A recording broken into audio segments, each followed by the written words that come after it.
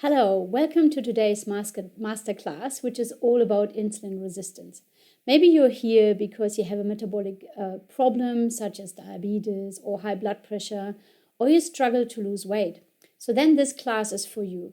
Today I want to talk about insulin resistance and I give you all the details that surrounds it. So I want to talk about in particular what's the role of insulin and why is it good to have? And then I want to explain in detail what causes are contributing to too much insulin. And is insulin too much, is that a good thing or is that a bad thing? And what are the consequences of insulin resistance? And in the last part, I want to talk about the treatment and how we can prevent or reverse insulin resistance. So in this part, I want to talk about what insulin does and where it's coming from and what its functions are. Are you ready? So insulin is a very important hormone in our body. It has been discovered in the 1920s by Frederick Banting and Charles Batt at the University of Toronto. And it's made by our pancreas. That's that little organ just sitting right under our left rib cage here, just behind our stomach. So when we eat food, especially carbohydrates, that gets all broken down into small glucose molecules in our digestive system. So all of this food gets broken down into small little glucose molecules. And of course, some carbohydrates are more complex, such as starches. They basically are made from long chains of glucose, and that's found to be in potatoes and the whole grains. And it just takes a little longer until it hits the bloodstream. And as it takes longer, it just takes longer to reach certain levels. But there are also shorter, more simple carbohydrates, and that's been found in the sweet fruits and in cakes and in lollies. So they enter the bloodstream a little bit faster. But ultimately, all the glucose, either fast or slow, ends up in the bloodstream. And then it rings the alarm bells. Why alarm bells? Because glucose in the blood is dangerous. It's very sticky. If you've ever touched honey, it sticks to everything. And that's the same thing that happens in our bodies. So glucose causes damage to enzymes and tissues because glucose sticks to proteins and then it forms something which is called advanced glycated end products. So that are basically compounds that are causing damage on every level in the body. So hence the alarm bells are ringing. So then the pancreas gets alerted and insulin gets secreted. Insulin comes to the rescue. And it gets the glucose out of the blood system into the cells. But I want to pause shortly here and want to have a look how certain foods determine how much insulin is needed. So we have the carbohydrates, there are all the breads and the cereals and the pasta and the potatoes and the rice and the corn and the sweets. So all of these foods contain lots of carbohydrates. And they trigger a massive spike of insulin release because they contain most of the sugar, and the sugar needs to go into the cells. But proteins that are found in our meats and dairy and in eggs and also in some plant products, so they spike a moderate release of insulin. And then the fats. So there are all the oils and the butter and the fatty fish and the fat in our meats and our dairy. So they have hardly any triggering effect on insulin. So let's zoom into the cell. So what insulin actually is doing. So you can see here the cell, and then there's a cell membrane which separates the cell from the blood system. So that's just a small little capillary little blood vessel. So every cell has got an insulin receptor, which is pretty much like a doorbell. And they have a glucose transporter, which is basically the door handle that opens the door. So as the glucose travels down in our blood with the insulin, it basically travels past the cells. And as it passes the cells, so insulin is docking onto the insulin receptor. And that basically rings the bell like ding dong. There's lots of glucose here. Do you want something? So then inside the cell, something happens. There's a protein, there's an enzyme reaction, and the cell's checking, I think we need a little bit of glucose. Let's come on in. Everyone is invited, and we can utilize a little bit more glucose. And then basically the cell opens the door and lets the glucose in through the glucose transporter. And so then the sugar enters the cell, and the glucose or the sugar can be basically utilized by the mitochondria to burn the sugar and turn it into energy. So what else is insulin doing? I want to focus on particular liver and muscle cells now. So if insulin is present, it stimulates the formation or the synthesis of glycogen. So glycogen is basically a long molecule where all the glucose molecules are taken back together and they're put it into long chains again. So that's called glycogen. And that's a safe storage form of sugar in our liver and in our muscle cells. So if the liver is fit and healthy, it can store about 400 calories worth of energy in form of glycogen. And the muscles, depending how much muscles you're having, can have between 1,000 and 1,500 calories worth of energy stored in your muscles. And that's a great thing because the body can prepare for bad times when there's no food coming in. It's a little bit like extra money on your savings account or in your super. And this whole process is called glycogenesis. So it means it's the making of glycogen, and that's the storage of energy, what the body is doing. So let's zoom in. What happens when we need the energy? So if we have times where we can't have food or we haven't eaten anything for a while, so then these glucose molecules are broken down again in a process called glycogenolysis.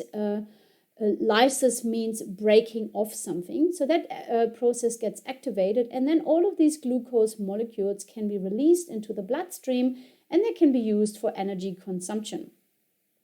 So this is wonderful because we can draw on our storage when we're not eating. So what activates the process of the breaking down of glycogen? And that's the absence of insulin, which means when insulin is present, it suppresses the release of glycogen. So we have no access to the energy stored when insulin is present. And that makes absolute perfect sense because insulin is a nutrient sensor. It would be absolutely unwise if we utilize our stores if we have food coming in. So insulin basically protects those stores by inhibiting the utilization of the stored glycogen. So it's the same way you wouldn't deplete your saving accounts or digging into your super if you have already steady, regular, and sufficient income. And that's very, very important to remember. So insulin is storing and protecting our energy stores, and that's wonderful. So what effect does insulin have on the fat cells? Let's have a look at that. So the fat cells, they have got glucose transporters and insulin receptors as well, and it maneuvers all the glucose into the cell. So let's say the liver is fully saturated and it has stored enough glycogen. So what happens then? The liver has the ability to transform all the glucose into fat, and it produces triglycerides. So these triglycerides are floating in the blood and they can't be taken up by the fat cells. So we need to have a protein called lipoprotein lipase. It basically splits the triglycerides into glycerol and fatty acids. And this way they can be easily going into the fat cell, just utilizing the fat transporter. So we have the fatty acids and the glycerol in the fat cell. And that again gets combined with the glycerol from the glucose, gets combined back to triglycerides. So the triglycerides are a safe storage form of energy. So in the same way as we save glycogen in our liver and in our muscle cells as stored energy, we can store triglycerides in form as a storage form. So what's important here?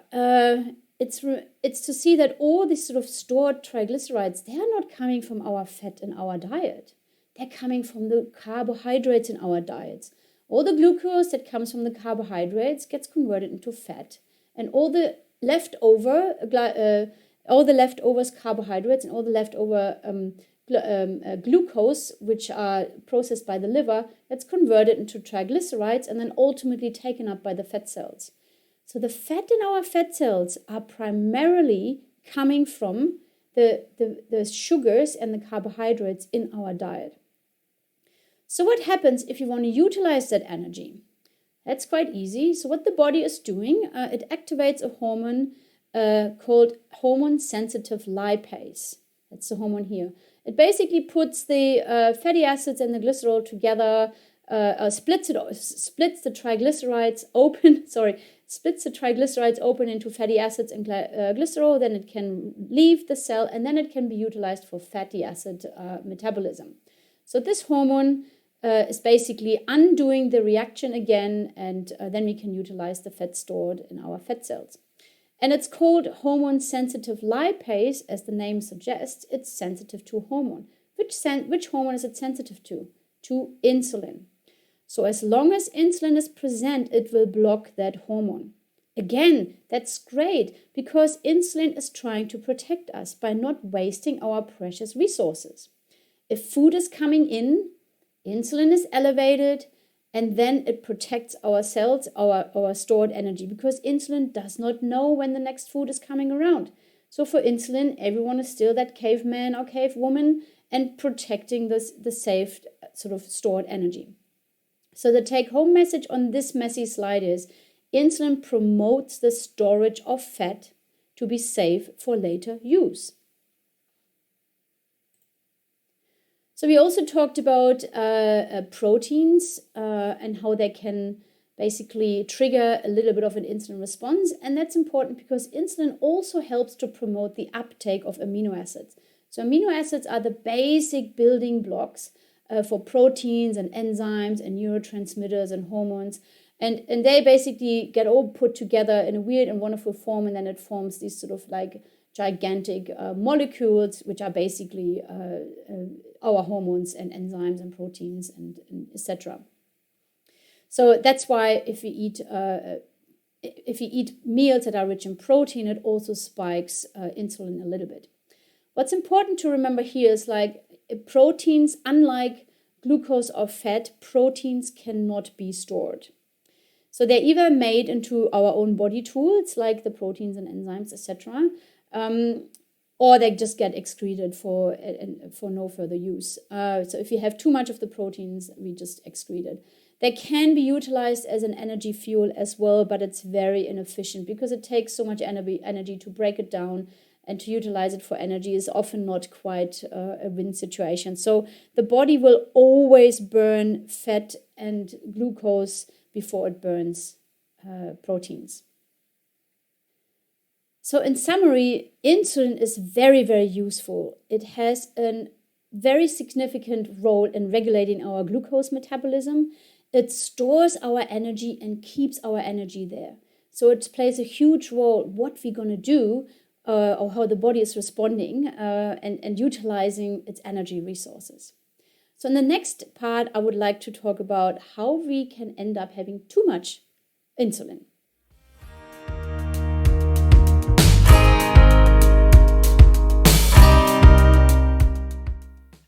In this part, I want to talk about how it can happen that we have too much insulin in our bodies. And is it a good thing? Because insulin is a good hormone, isn't it? It does lots of wonderful things. But is it good and healthy to have too much of it? Again, I want to recapture that slide from before where we could see that certain types of food having a different influence on the insulin output by the pancreas. So carbohydrates have the highest response, proteins moderately, and fats have hardly any effect whatsoever. So the bottom line is carbohydrates, they all trigger insulin, regardless if it's wholemeal or white or processed. And I want to show you some examples how significant some foods can have an impact on the body. So I would like to draw your attention to the sugar infographics found in that on the web page of the Public Health Collaboration in the UK. So that's a web page I highly encourage everyone to have a look at. So they have been designed by Dr. David Unwin, who is a British GP who was brave enough to look at foods and the treatment of diabetes a little bit differently. And unfortunately, they're also available in lots of different languages, so it's very easy to understand for everybody who is not sort of firm with the English language. But I want to show you a couple of his infographics. So here you can see, for example, that there is not much of a difference between having a slice of white bread or brown bread. It just takes longer for the insulin spikes to occur. And how certain types of breads are different in the amount of sugar you're eating.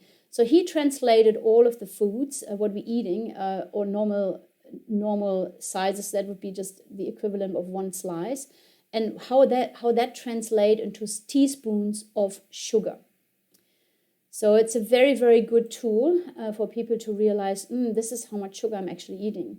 You think a banana is good for you, or rice? This is the equivalent. So 150 grams is just a small portion. It's just a normal serving size. So that's the equivalent of 10 and a bit teaspoons full of sugar.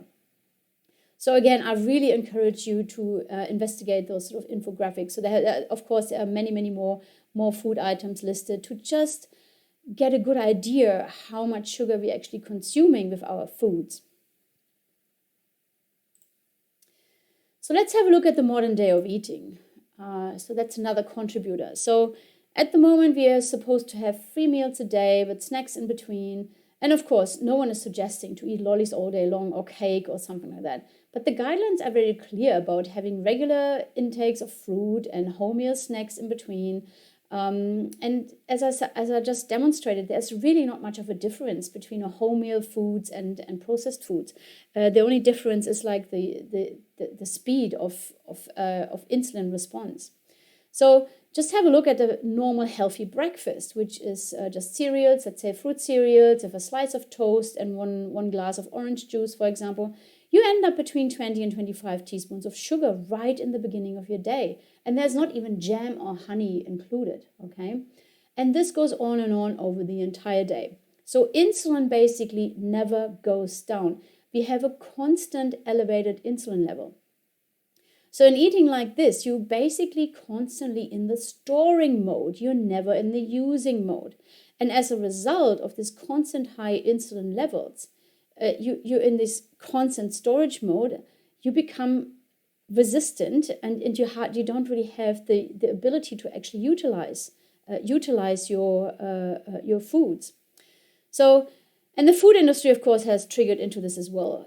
Carbohydrate-rich foods, in particular the highly processed ones, they contain lots of sugar, and they trigger your brain to want to have more. Why? Because sugar has the same effects on your brain and reward centers as heroin. You can put 2 people in an MRI scanner and the same brain centers light up. And the food industry knows that. So they always try to find that sort of bliss point to just keep you hungry.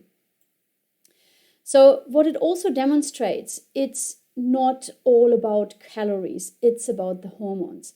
So you can test it out yourself. So just imagining you're in the all-you-can-eat buffet, and I'm sure most people have been at some point in their life. So let's imagining you've been filled yourself to the rim, and then I offer you an ice cream worth of, let's say 500 calories. What are the chances that you take it? Well, maybe in 5 minutes you say, oh yeah, I have that ice cream. I can fit it in. If I would offer you a smoked salmon for the same amount of calories, chances are that you're probably not taking it, because you have no negative feedback mechanism for carbohydrates. Your body signals when it's full with fat and proteins, but it's very, very hard to have a good gauge when you're full with carbohydrates. You can do another self-experiment, and you go to Macca's or some other sort of fast food chain, and you order a large Big Mac meal, which is about the equivalent to 1,320 calories. And in theory, that should last you at least 24 hours. When are you getting hungry again? At the latest 4 hours down the track. Because your body does not count calories. Your body counts nutrients.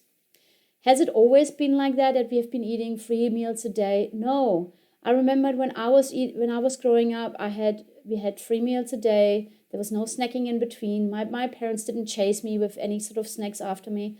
So and if I was hungry about an hour before dinner, my mom would say, no, don't spoil your dinner.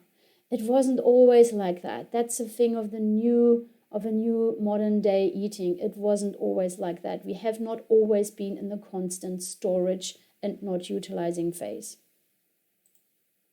So how does it look at the cellular level? So here we have our cell, and we see the cell is relatively full, so it has lots of glucose in there already. So there's more insulin coming and more blood coming. So it's this constant influx of glucose and sugar. So now we have a conflict of interest here. So the cell says, oh man, no, we're actually full. We can't take more on board. So it basically turns off the doorbell, said, no more guests. We are full. We are good. We don't want to have any more people in here. The party is ongoing. It's like, it's okay. And it barricades the doors and it doesn't let anyone in anymore. So it's not cool. So that's basically what we have. So it's a conflict of interest. But the pancreas is pumping out more and more insulin because there's more and more blood sugar to be solved. So the blood sugar needs to be normalized. So we can also say it looks a little bit like this. So the guy in the door is basically glucose. And these people pushers are insulin. So I try to push, and the train is basically the cell. So that's a very stressful situation. That is not healthy to be in such a state. And here again, so there's more insulin coming. Look, insulin comes and helps. So more insulin, push it in, push the glucose in. That's stress. That is not good. But that's the state we're in when we have too much insulin floating in our bloods. So plotted on the timeline, on the graph, it looks a little bit like this. So we have two levels. We have the insulin and we have the HbA1c. So HbA1c is basically the sugar level that most doctors take. And that's found in red blood cells. And it reflects the exposure to glucose over the past 100 to 120 days. Because this is how long our red blood cells are living. So remember how I said that glucose is dangerous in the blood because it sticks to everything and it forms these glycated end products? Well, that's the same thing that happens on our red blood cells. So glucose sticks to it. And the HbA1c level basically measures how much glucose, how much load was in our bloods over the last 100 to 120 days. And insulin is self-explanatory. That's the insulin in our bloods. So as more and more sugars enters the bloods and the cells become less and less responsive, remember they are full, the pancreas needs to pump out more insulin to compensate and keep the sugar level normal. See, the sugar level is nice and normal, but the insulin levels are going up. So there's always some open door somewhere. So the pancreas is working really, really hard to pump out more and more insulin to compensate. So the conventional doctor would say, man, you're fine, you haven't got diabetes, you're fine, your sugar levels are normal. But as you can see, despite normal sugar levels, we have elevated insulin levels. So that's a process that happens, I don't know, maybe 2 to 3 decades before something is happening. So if you're a patient in the clinic, or if you see a functional medicine practitioner or a low-carb practitioner, they should have levels under 6. So your insulin levels should be under 6. If your levels are above 6, you have some degree of insulin resistance. Unfortunately, some pathologies are happy to have levels around 15. So that would be somewhere here. So in my world, you are insulin resistant already if your levels are 15. So, and there's actually pretty good literature backing up that your levels should be under 6. So at some point, there will be a transition phase when the pancreas is unable to compensate for the ever-increasing sugar levels. And that's the time when the sugar levels are going up. So that doesn't mean that your pancreas is failing. It doesn't mean that your pancreas is broken. It just means it cannot produce enough sugar, it cannot produce enough insulin to keep the sugar levels normal. And that's the point when your doctor is diagnosing you are a diabetic. But as you can see on this graph, there is a long time before that. No one wakes up one day and is diabetic. There's a long time before that where you have been in an insulin-resistant state. And that can be easily detected by simply taking the insulin levels. So to demonstrate it here, so if you're a patient in the clinic, you would have your blood tests done, and you would have had insulin levels, the HbA1c, and a C-peptide. And you would see your levels in your treatment plan, which is outlined in the left corner of your treatment plan as confirmed insulin resistance. So as I mentioned, the insulin levels should be under 6. Anything above that, you are insulin resistant to some degree. And the HbA1c, that's the sugar level, there's been lots of research showing that only by if the HbA1c level changes by just 1%, it reflects a significant change in blood glucose levels, and it must be addressed. So also there's lots of research saying that everyone with a level of a HbA1c level below 5%, they have the lowest chance of cardiovascular diseases or mortality rate. And then there is here another thing, which is called the C-peptide. So the C-peptide is another molecule which is basically clamped to insulin before it's released. So the C-peptide keeps the insulin inactive because it shouldn't be active all the time, right? So it keeps it inactive before it is released. So once it's released, it gets sort of broken off from the insulin, and then both particles are floating around. So insulin is doing its job, and the C-peptide floats around in the blood as well, but it needs to be dismantled and degraded. And it actually has been shown that it's an independent indicator for cardiovascular diseases, and it can actually trigger cardiovascular diseases in itself. So if the C-peptide levels are elevated, it shows that you have chronic, significantly increased insulin levels. And as I said, that's an independent risk factor for all-cause mortality.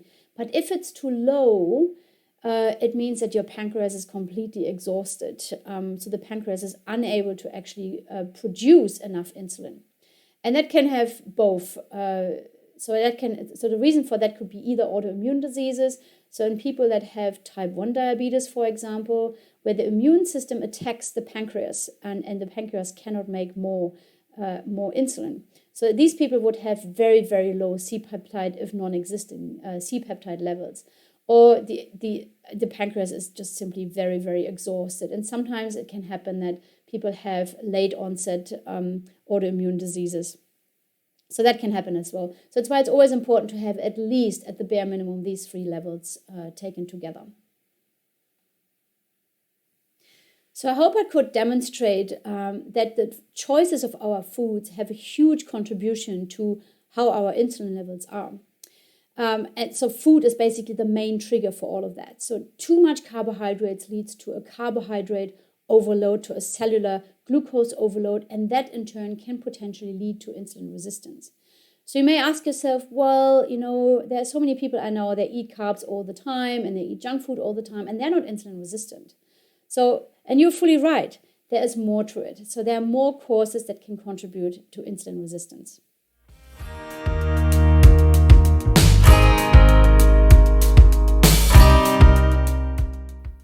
Let's have a look at more causes of insulin resistance. In the last part, we discussed how diet can influence that, but there is certainly more to it. It's not just the diet, there are other factors too. And keep in mind, not everyone has to have all the same factors. So some people are more prone to be sensitive to higher carb intake and they develop insulin resistance. And other people have other issues that all in combination can all contribute to insulin resistance, even though they may have a healthy diet. Stay tuned. Let me introduce you to the mighty mitochondria. So mitochondria are in every cell. So they live in every cell. They are the energy producing organelles. They play a crucial role in glucose metabolism. So they're producing ATP, which is adenosine triphosphate. And they are basically the energy currency of the cell. They are the powerhouses of the cell, of the entire system. So you really want to have your mitochondria on board for everything. So, but if the mitochondria are not functioning properly anymore, they can't burn the glucose adequately anymore. It leads to a pile up of glucose. So that's called mitochondrial dysfunction. So when we have a reduced ATP production, that leads to a decreased glucose uptake and utilization and contributing to insulin resistance. But what leads to mitochondrial dysfunction? Definitely increased oxidative stress. So if the cells are under constant, if the cells are under constant attack, they damage the mitochondria. And where is this oxidative stress coming from? From the free radicals. So there are these little buggers here. They are free radicals. They're very, very damaging. So, and a big contributor to free radicals is inflammatory food, especially the deep fried food, which has been deep fried in vegetable oils. Most fast foods, vegetable oils in themselves, and I'm talking about the canola oils, the sunflower oils, the rice bran oils, the cottonseed oils. So all of these vegetable oils that doesn't contain a single vegetable. So that's suspicious in itself, isn't it? So all the processed foods, basically everything that you cannot find in nature, they're all processed foods. They are highly, highly inflammatory and they cause lots of oxidative stress. Cigarette smoking, we all know that creates lots of free radicals and oxidative stress. Environmental toxins, in particular the pesticides, the herbicides on non-organic foods, but also day-to-day products like the plastics and the phthalates and the chemicals in our personal care products, radiation, heavy metals like cadmium and mercury and lead. They're all found in non-organic foods, but also in everyday products and personal care products. So at the end, I will talk about environmental toxins in a little bit more detail. But as a point here, environmental toxins cause a lot of oxidative stress. Also, alcohol. Alcohol is one of the fastest mitochondrial killers. Just by metabolizing alcohol, it creates a lot of free radicals, and that increases oxidative stress. It damages the mitochondrial membrane, it disrupts the electron transport chain, which generates the ATP. So alcohol is very mitochondrial unfriendly. And it also causes mitochondrial fragmentation, which leads to an overall decreased mitochondrial function. So if you want to kill your mitochondria fast and effectively, drink alcohol. So I just want to show here that oxidative stress and inflammation, they go hand in hand, and they can cause a lot of damage to the mitochondria. So what else can cause oxidative stress? Obesity. Obesity can secrete inflammatory cytokines, and insulin resistance is often associated with weight gain. So it basically creates in itself inflammation. So when the fat cells are growing and they're getting bigger and larger, they basically become like endocrine organs secreting inflammatory cytokines. Why would a fat cell do that? Well, any cell under stress, and the fat cell gets bigger and bigger and bigger, it has to be filled up with more and more and more fat. So it gets further and further away from the blood supply. In general, every cell that is under stress secretes cytokines, but the fat cells are the only ones that can keep growing. So they are under chronic constant stress. So they secrete cytokines as an alarm sign, as an help. They need help. What do cytokines do? Again, they trigger an inflammatory reaction, and inflammation promotes blood vessel growth. So it promotes the growth of blood vessels, because the fat cells getting further and further away from them, they need blood, they need oxygen, they need nutrients like any other cell. So when you injure yourself, it's the same mechanisms. When you injure yourself, you have a local inflammatory reaction. That's why the skin goes all red. That's the inflammation in there. But you need to have new blood cells, and you need to have all the nutrients and healing factors delivered by the blood. So that's why any cell that's broken, damaged, or under stress will secrete cytokines in the hope that it triggers an inflammatory reaction to get help. So that's why at the clinic I always check for inflammation. So they are the basic inflammatory markers. So the high sensitive CRP is a non-specific marker for low-grade inflammation. Why do I want to have high sensitive CRP? Because I'm interested what happens in the lower ranges. It gives me more information on a chronic low inflammatory state. The normal CRP doesn't pick up anything above 4, but the research has actually shown that you have a significantly higher risk for developing cardiovascular diseases if you're just above 3. So that's why I'd like to see my patients with a high sensitive CRP level under 1. Homocysteine is another really good marker for oxidative stress. It's actually a potentially harmful amino acid. So elevated levels have been recognized as an independent risk factor for cardiovascular diseases and atherosclerosis. So atherosclerosis is that narrowing of arteries in your brain and your heart and in the periphery. So it has quite negative effects on endothelial integrity. And homocysteine in itself promotes oxidative stress. A lot of research has been done, and it has been shown that you have significantly increased risk of mortality or a risk of dying of cardiovascular diseases if the levels are above 8 or 9. So my optimal range is therefore between 5 and 7.2. Low levels are often associated with neuropathy and compromised methylation, but that's a different topic. But elevated levels, and most of my patients do have elevated levels, they're actually a sign of increased oxidative stress, and that's not what we need. Chronic stress can also elevate cortisol levels. So what do I mean by chronic stress? And I mean everything that is physical, psychological trauma in the past or in the present. It's been shown that early negative childhood experiences can have a significant effect on chronically elevated stress levels or cortisol levels throughout life. I'm talking about the frequent work stresses or the night shift work or shift work in general. I'm talking about a dysfunctional family life. I'm talking about toxic friends. I'm talking about financial stresses. Diseases are stressors in itself. Chronic exposures to toxic substances. So whenever I use the word stress, that's basically the umbrella term for all of this. So if your body's under stress, it basically sends a signal to the adrenal glands. So they are little organs sitting on top of your kidneys. And they produce a hormone called cortisol. So what does cortisol do? It basically tells the liver to make sugar. So the liver makes more sugar in an attempt to basically neutralize the stress.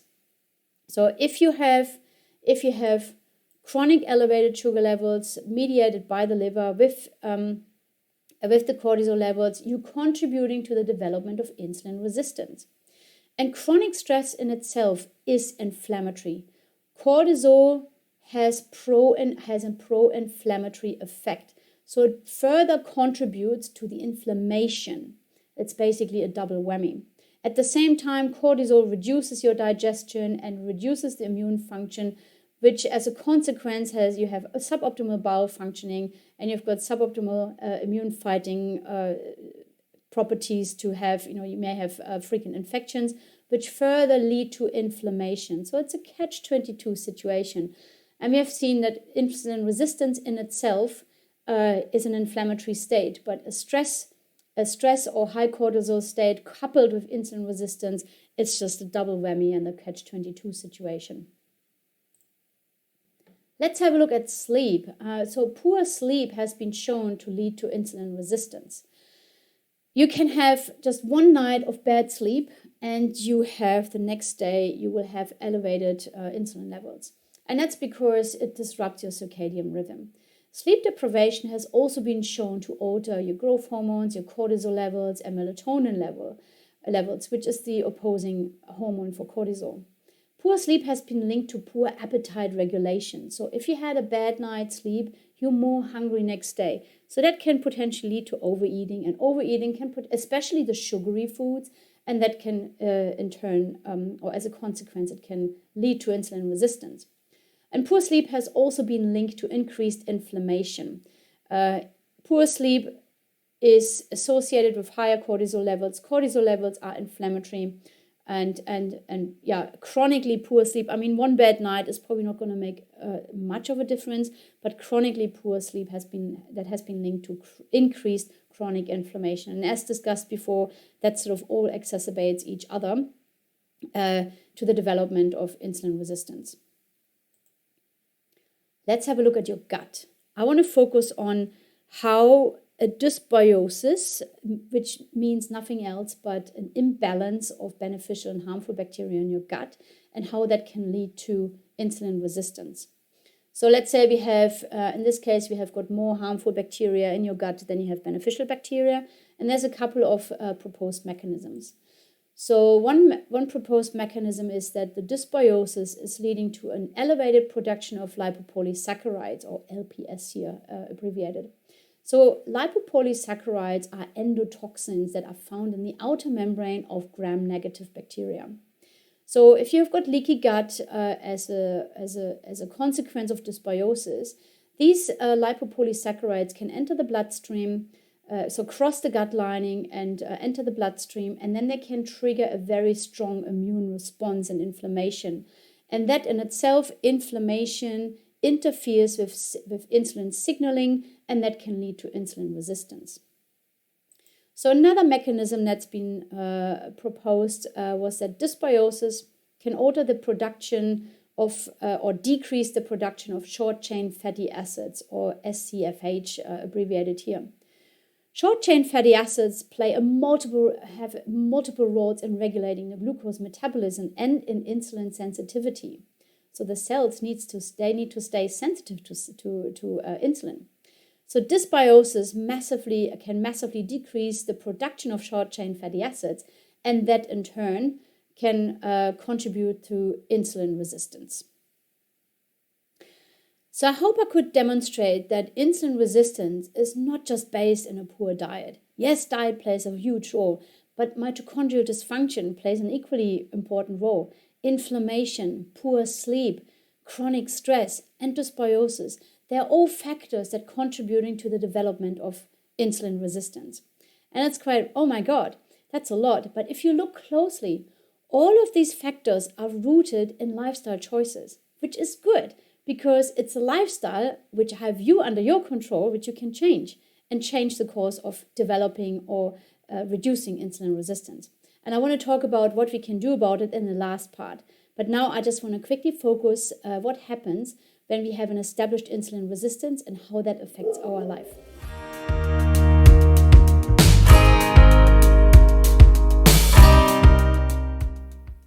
So now I want to give you some insight what the consequences are of insulin resistance and why it is so important to detect it early and reverse it or prevent it in the first place from happening.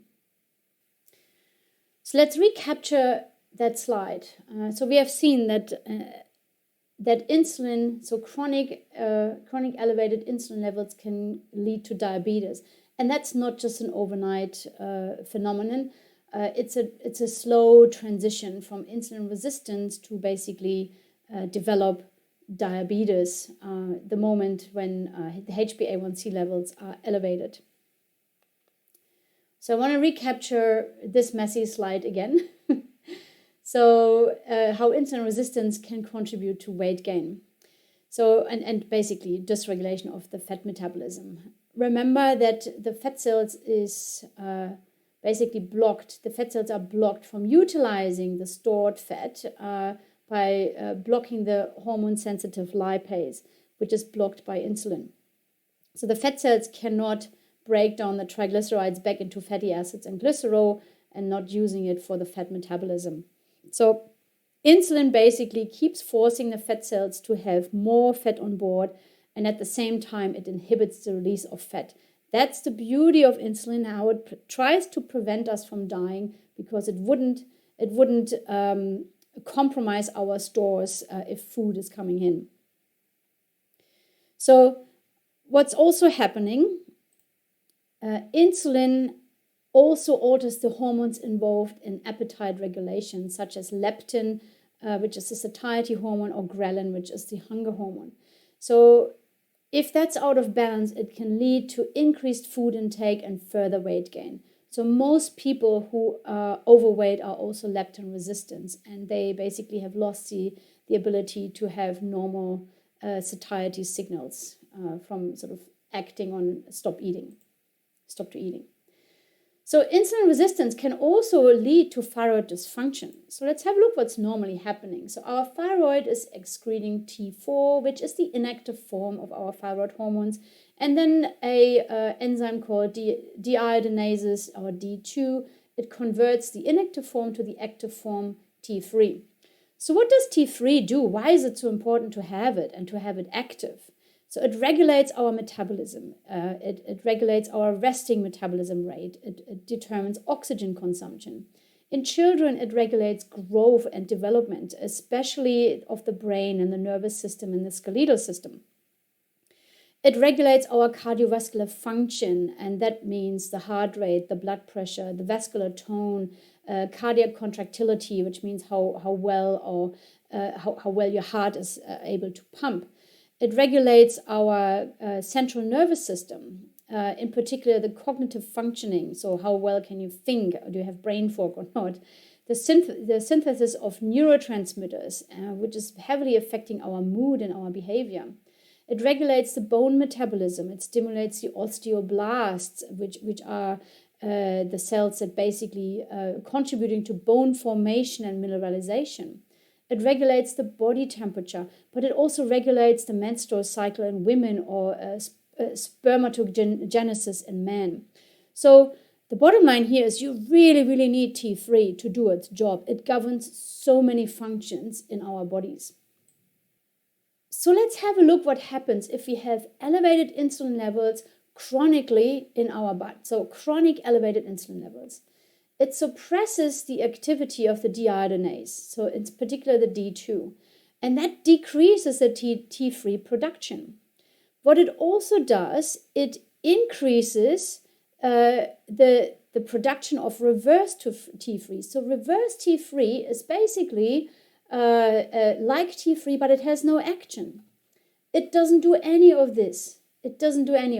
So that's basically the inactive form, which doesn't do anything. So what else is happening when we have elevated insulin levels in our system? It increases the activity of another deiodinase, D3, and that's in all our peripheral tissues. And that's also, so deiodinases also increase the production of reverse T3 from the inactive form T4. So we have this huge accumulation of inactive thyroid hormones. So these inactive thyroid hormones, again, they don't do anything here. So if you are a patient in the clinic, you would have had extensive thyroid testing done, or every sort of functional medicine practitioner should have a look at reverse T3 levels as part of their health assessment. And this reverse T3, it has a function. That's a normal process to help conserve your energy during times of stress or illness. By reducing the body's metabolic rate, it basically saves you from pumping out energy which you can't afford to do. So reverse T3 is designed to put the brakes on our metabolism. And if the body is under stress, it's chronically inflamed, it has a chronic illness, it shifts towards making more reverse T3. That's an adaptive response designed to save our energies and protein stores during times of stress. So that's a normal response. So your doctor may think, or the conventional doctor may think, oh, there's something wrong with your thyroid, whereas in fact, there's nothing wrong with the thyroid. It's everything is wrong in the body. It's the insulin resistance that contributes to that. So insulin resistance also contributes to inflammation and in general. So we have mentioned it a few times before, what's actually happening. So if cells are under stress of some sort or the other, it activates something which is called NF-kappa B. So that's a little guy sleeping inside of cells, but if a cell is under stress, it gets awake and it gets alert, and that triggers another release of pro-inflammatory cytokines. In particular, the tumor necrosis factor, the NF-alpha, or the interleukins. Interleukin 6 is another cytokine or inflammatory marker, or the C-reactive protein goes up, and that increases the oxidative stress and basically starts triggering this inflammatory response. So then we have a complete imbalance between the production of reactive oxygen species and the body's ability to neutralize them with antioxidants. So we have way more free radicals, and we have not enough antioxidants that basically can contribute to the neutralization. So again, insulin resistance, and I can't emphasize that enough, is an inflammatory state. and inflammation is the core ingredient for so many other sort of disorders. Insulin resistance have been linked to cancer, and again, we have the chronic inflammation, we have the increased secretion of free radicals. So insulin resistance, again, as several times mentioned before, it's associated with low-grade inflammation that contributes to the development of cancer. So every cell can only take this much. No cell likes being bombarded chronically with inflammation and free radicals. So at some point, that cell becomes different and it switches its metabolism and it starts loving insulin and sugar. So insulin and sugar is basically a fertilizer for cancer cells, because they need to switch their strategies on how they metabolize and or how they utilize energy, and insulin is just helping them to gobble up more sugar. So insulin resistance is often associated with obesity, and there's a well-established link as a risk factor, that obesity is a risk factor for developing many types of cancer. And insulin resistance also alters hormone level, in particular estrogen and testosterone. And again, it's very closely linked to the increased risk of hormone-sensitive types of cancer, in particular breast cancer, prostate cancer, uterine cancer, or ovarian cancer. So insulin resistance is basically the best fertilizer, the best feeding ground for developing cancer. Insulin resistance has also been linked with Alzheimer's.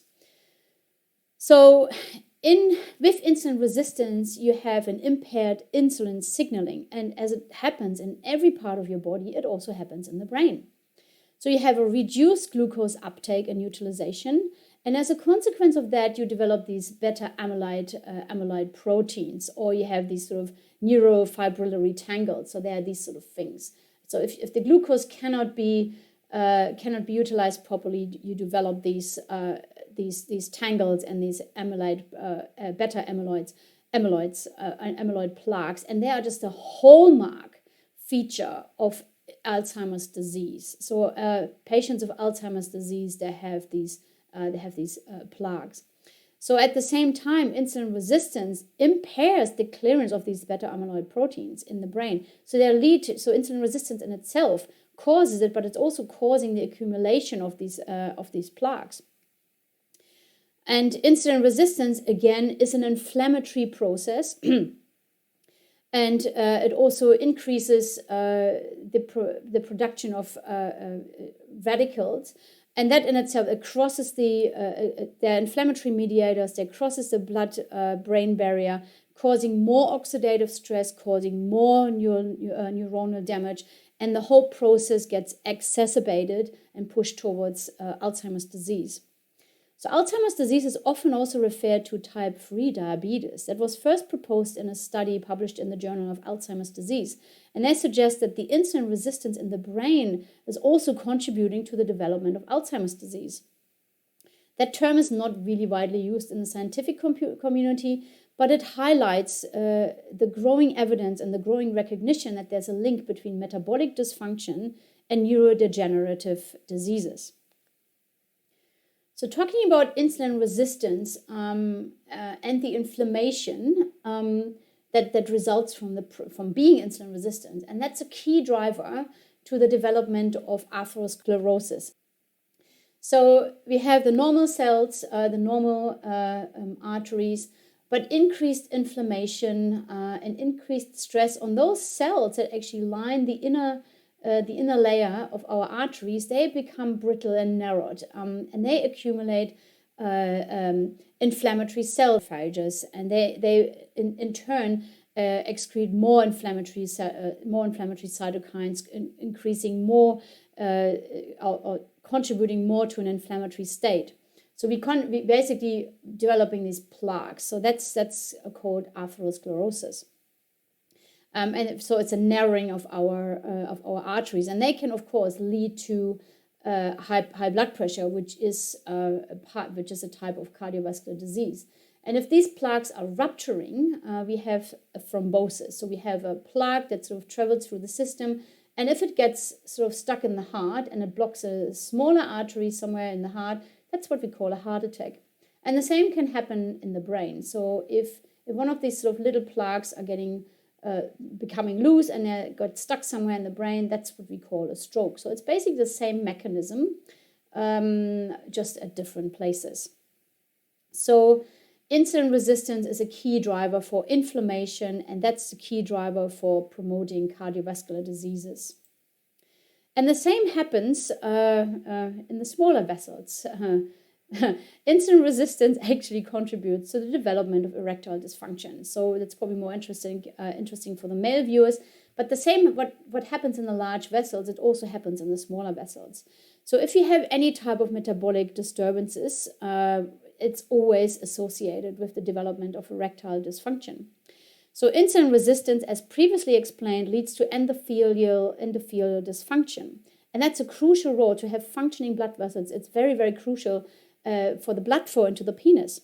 So if you've got impaired endothelial function, that basically decreases the blood flow and contributes to the development of erectile dysfunction. So oxidative stress on top of it also leads to to the damage of endothelial cells. So the endothelial cells, again, they are the inner lining of our blood vessels. So if you have endothelial dysfunction, it impairs the smooth muscles. So the smooth muscles, they are the ones that can contract and relax, and that goes all involuntary. So that happens automatically, and that's very important to maintain normal erectile function. So erectile dysfunction is basically just a symptom of or a feature in insulin resistance. So the take-home message here is insulin resistance is a state of chronic inflammation, and it can impair erectile dysfunction. Insulin resistance can also lead to the development of osteoporosis. So normally we have the osteoclasts here. They are the sort of little yellow guys. So they're niggling away bone material, which is old and not sort of functioning well. And then you have the osteoblasts. So they're the brown little guys here. And they put new bone material onto the bone. So that's normal. So bones are not just sitting there doing nothing. They're in the constant process of renewal, of bone resorption and bone formation. And that's a very, very fine equilibrium. So, but if this equilibrium is disturbed by insulin resistance, as well as a chronic state of inflammation, you have, so all of these sort of inflammatory markers, the TNF-alpha, the interleukins, they basically promote the osteoclast, they stimulate the osteoclast activity. So we have more osteoclasts, they're nibbling more bone away. And they inhibit, at the same time, the formation of the osteoblasts, so the differentiation of osteoblasts. So we have less little guys here that sort of basically repair our bones, and we have more guys that niggle away our bones. So that leads to osteoporosis. Osteoporosis is a state of thin and weaker bones. So insulin resistance also alters a hormone called insulin-like growth factor, or IGF-1. And that's a key mediator for bone growth and remodeling. And it's been found that people who are insulin resistant, they have significantly reduced levels of that, of IGF-1. So here you can see it's not primarily about the exercises and everything. So osteoporosis can be a consequence of insulin resistance. Let's talk about pregnancy and how insulin resistance plays a role in the development of gestational diabetes. Gestational diabetes is a special form of diabetes that only develops during pregnancy.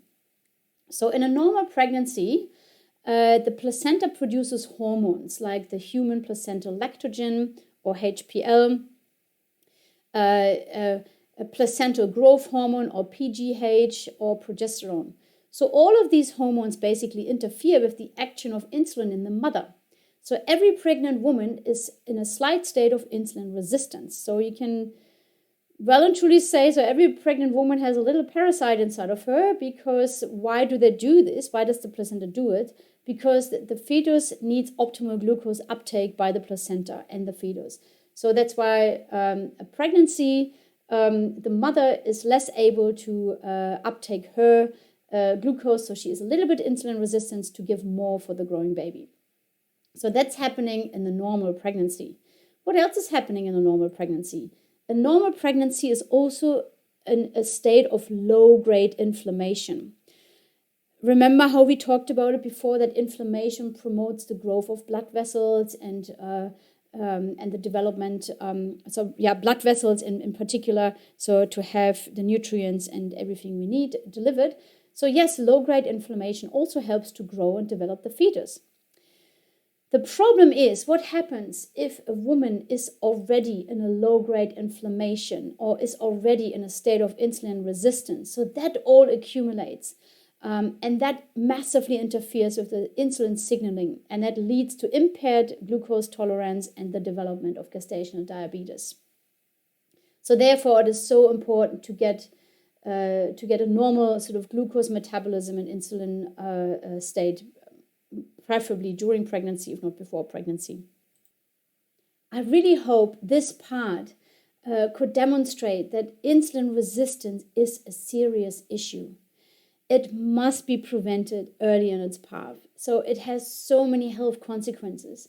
It can be scary to know, oh my God, insulin resistance has so many effects on so many levels.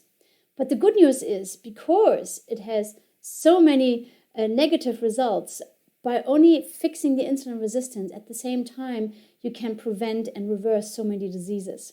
Because most of our chronic diseases have their roots in insulin resistance. And how to reverse and treat insulin resistance, that's what I want to discuss in the next part.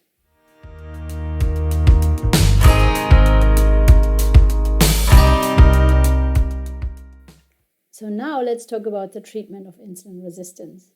Again, the good news are most of the reasons why insulin resistance has developed in the first place are lifestyle choices. And let's have a look at what we can do with our life and how we can change some lifestyle aspects in our life to reverse or prevent insulin resistance from happening. So here that slide again. Remember how certain foods are having different effects on insulin spikes. So it was a very logical first step to just choose foods that are low in carbohydrates and that doesn't spike the insulin as much anymore. So cut the carbohydrates off in your diet, basically. So then let's have a look. Focus on the protein, healthy proteins, healthy fat meals. Increase the proteins, increase the fat, or basically what you're ending up with is a low carbohydrate, high fat diet, or LCHF diet, basically. So that's a very first step, how to change your diet in order to improve insulin resistance. So what we basically do is turning the food pyramid upside down and ignore the current guidelines.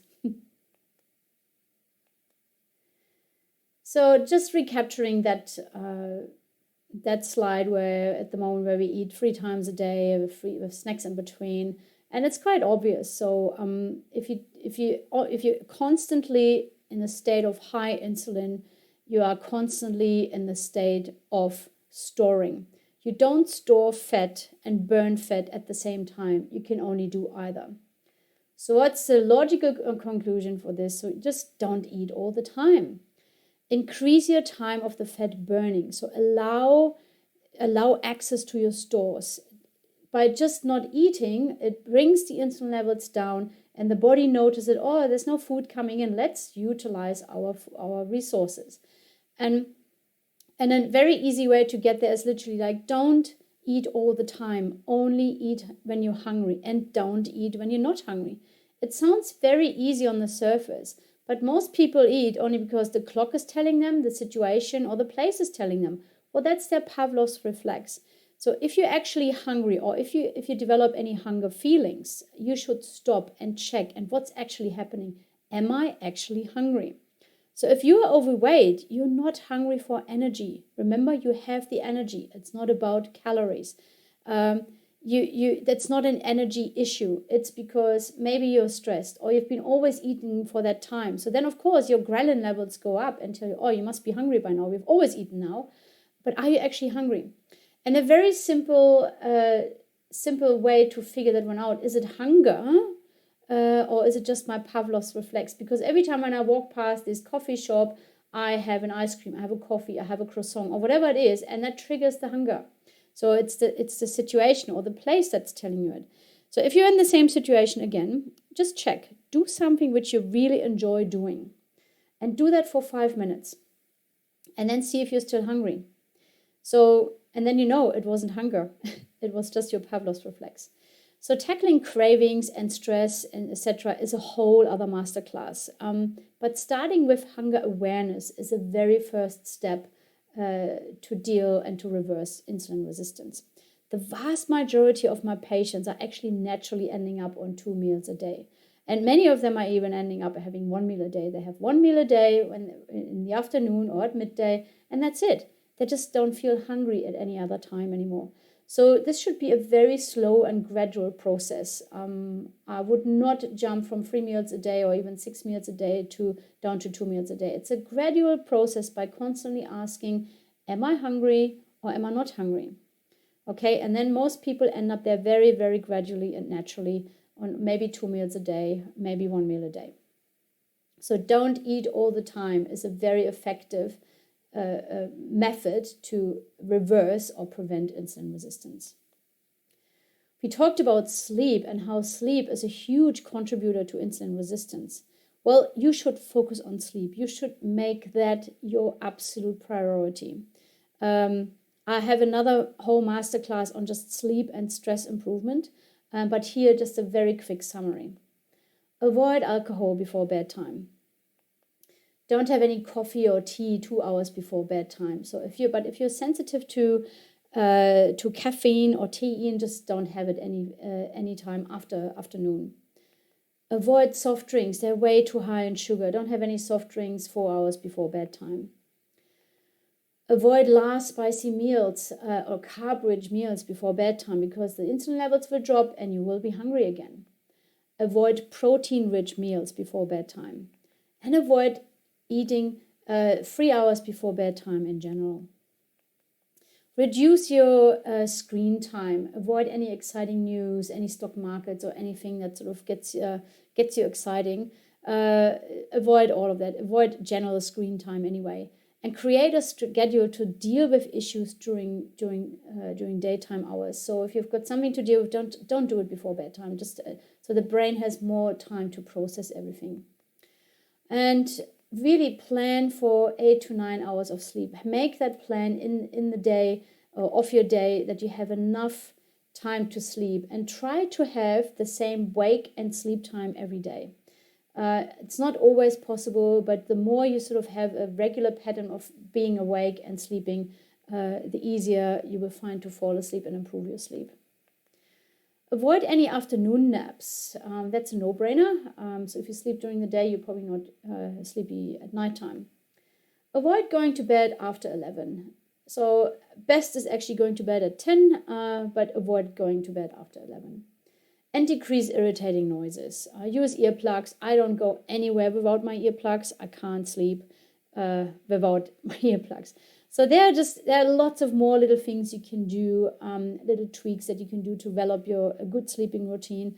But I have so much more details and explanations in the sleep and stress masterclass. So touching on some points of reducing stress. So I've got way too many patients that are under constant stress, and of course I can't change their life, but I can help them to reorganize their life a little bit, and I can help them to respond less stressed to their life events. And that's little things like limit unnecessary noises or avoid sensory overload, limit your screen time in general. Limit your TV time, reduce social media use because that stresses out many people. You can do some mindfulness meditation. You can do little mini exercises. You can do sort of certain activities during the day, you can do it more mindfully. Wash your hands mindfully, really focus on the here and now and feel the water running over your hands, feel the temperature of the water. Do it mindfully and just be in the moment. Brush your hair mindfully, have a mindful bath, or have shave yourself mindfully. Go outside, go for slow, long walks and enjoy nature. Do it mindfully and instead of running around like a headless chicken.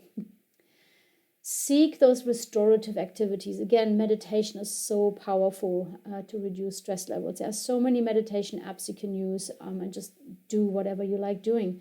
Have Epsom salt baths. They're very, very good detoxifying but also reducing stress levels, because the magnesium will soak into your skin, and magnesium is very soothing for the soul. Have some spa days. Have a massage done. Have some acupuncture done. So have some me days and really enjoy and relax. So here, as promised earlier, I want to touch base a little bit more on toxins in our everyday life. So there are quite a fair bit of toxins in our everyday products, and I just list a few of them. And many of them are actually endocrine disruptors. So what does it mean, endocrine disruptors? They basically interfere with your endocrine system, with the production of hormones, and that includes favoring insulin resistance. So there are so many chemicals that actually link to the development of insulin resistance. In particular, the bisphenol alpha, which is in all plastics, the phthalates that are plasticizers, they are found in every plastic devices, in the vinyl. So phthalates are used to make plastic more flexible, in the toys, in personal care products, such as nail polish or deodorants and soaps. Pesticides, herbicides, insecticides are all linked to the development of insulin resistance. Fluoride in our toothpastes or in the drinking water, they interfere with the thyroid functioning, and as we have seen, so thyroid functioning favors insulin resistance as well. BHT is an antioxidant and preservative in personal care products and being linked to interfere with our endocrine system. SLS is like the sodium lauryl sulfides, so they are used in surfactants in personal care products, as in shampoos and soaps and toothpaste. So that's the stuff that makes our personal care products foamy. So you really want to avoid those. So that's just outlining a couple of endocrine disruptors, because we're talking about insulin resistance. Of course, so many more chemicals have so much sort of wider reach and more effects on the system. Same with heavy metals like lead and mercury, lead which is found in paint, and mercury in our silver fillings, or even in large predatory fish. So eating too much tuna can actually easily lead to mercury toxicity. Cadmium, aluminium, cadmium, which is often found in the pesticides, in non-organic foods, aluminium in personal care products. So there is so much in our environment which basically can also contribute to developing insulin resistance. And of course, what's the treatment for this? Detox your life. That's a no-brainer. Get a water filter, preferably a carbon filter. Eat organic foods. Really try to, if money is an issue, try to have the highest quality of food. Opt for organic foods and check for the label. So anything can be called organic. And it's really like you need to check in your own country. So if you're watching these masterclasses from overseas, you need to check your certification processes to get organic food labels. And so every country has got different guidelines, and there are certain labels I would not trust at all, even though they say certified organic.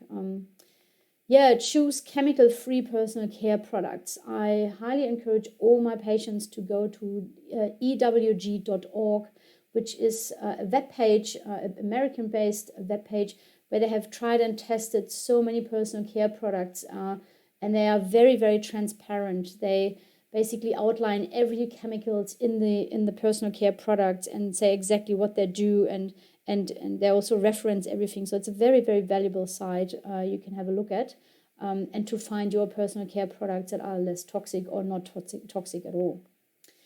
New clothes, wash them before you wear them. There are so many chemicals on new clothes which readily rub into your skin and get absorbed through the skin. So the better option is, okay, just buy secondhand clothes. They're washed so many times, there's hardly anything left. So really be aware that there's lots of chemicals in our clothes or on our clothes, especially with chemicals they need in the clothes production process. That's why the chemicals are on there in the first place. Limit alcohol or quit alcohol, as we discussed earlier. So alcohol contributes a lot to mitochondrial dysfunction and oxidative stress. So limit or really quit alcohol is the best thing you can do to detox your life. Only use natural cleaning agents. There's so many chemicals in our everyday cleaning products which we inhale, which are so toxic and are so bad for our health. Limit the consumption of large predatory fish. And here another big warning, avoid farmed fish. Farmed fish are accumulating toxins. So not only is it bad for the fish, it's a bit the equivalent to caged chickens. It's horrible. It's a horrible life for the fish. And they're also, because they're in such dense numbers, it's also bad for the planet. So they really poison the marine environment for several kilometers by just accumulating so much toxic waste. But if the environment and the fish is not on your first agenda, do it for your own health. Because those farmed fish, they get fish food fed, which is full of toxins, and all the toxins accumulate in the fat. So if you get a fish from the farm and you eat it, you eat all the toxins on top of it. And then, of course, avoid plastics, avoid plastic bottles, avoid drinking out of plastic containers, avoid storing your food in plastic. Plastic is toxic. It all absorbs into the liquid or into the foods, and it is they've been known to be very bad disruptors, endocrine disruptors. Sea salt is one of it as well. You basically consume lots of plastic if you just consume sea salt, because the oceans are full of microplastics. Not a good thing. I hope you found this useful. So you can see there is a lot of insulin resistant busters out there. Change your diet. Go on a low carb diet. Go on a clean diet. Go on an organic clean diet. Avoid all the pesticides and all the chemicals that are associated with it. Do intermittent fasting and have only a couple of meals a day. Improve your sleep and unwind and de-stress, and definitely detox your life. So there's so many things you can do in order to prevent and also reverse insulin resistance. I know this whole masterclass was filled with information and you probably feel overwhelmed by the information, but that's okay. You can always go back and watch certain sections again. But I hope you could get some useful tips and hints out of it and incorporate that into your life. And I hope I see you next time for the next masterclass.